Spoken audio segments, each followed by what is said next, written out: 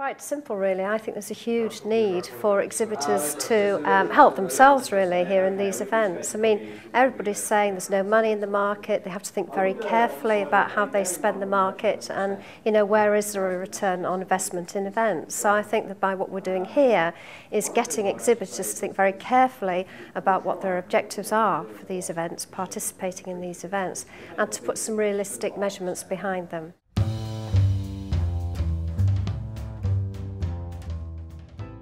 Hopefully they'll walk away with quite a lot to think about in terms of are we doing the right thing? Have we covered all the bases? I mean, we have a lot of people who say that they've been exhibiting for years, which is why we very cheekily called it the Know-It-All's Guide to Exhibiting. But things have changed and the way people use events has changed, and exhibitors need to understand that, and therefore they need to address what they're doing and why they're doing it that particular way.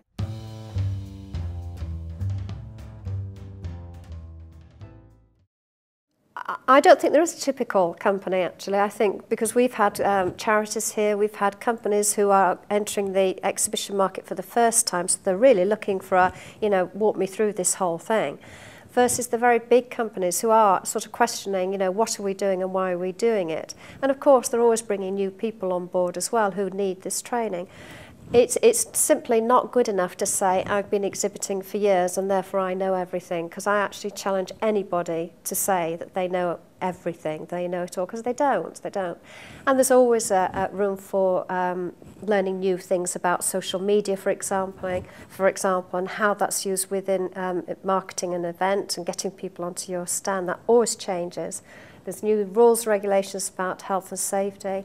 There are challenges about getting your message across because of email spamming. There are tons of things to be considered when pulling an event together, and that will always be an evolving process.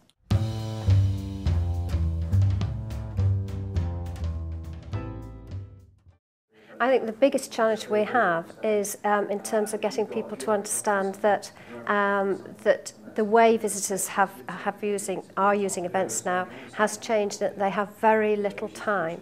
People talk about people don't have any money, but what they have less of is time, and therefore they're going to be coming into the exhibition, they're going to be very clear about what they're looking for, having done their homework, and the exhibitors need to do their preparation so that they are doing the pre-show marketing just as strongly as and are as well covered as they are when they're at the event.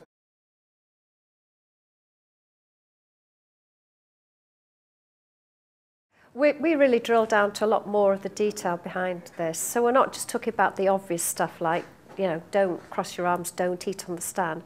We're really looking at tying the event experience back into the whole sales and market strategy of the company. And that means more than the lifetime of the event, say 2 or 3 days. And that's what we hope our exhibitors will take away with them, that they need to think about this in its entirety rather than just a 3-day event.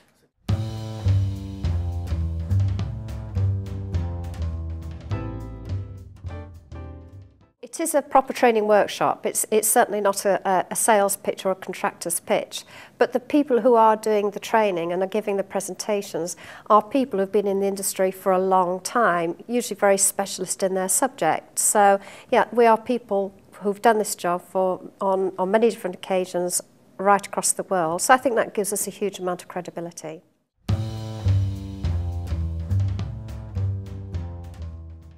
I think the USP is that we deliver this information and across a number of different locations across the UK and at different dates, because this has to be about providing the training when and where the exhibitor needs it.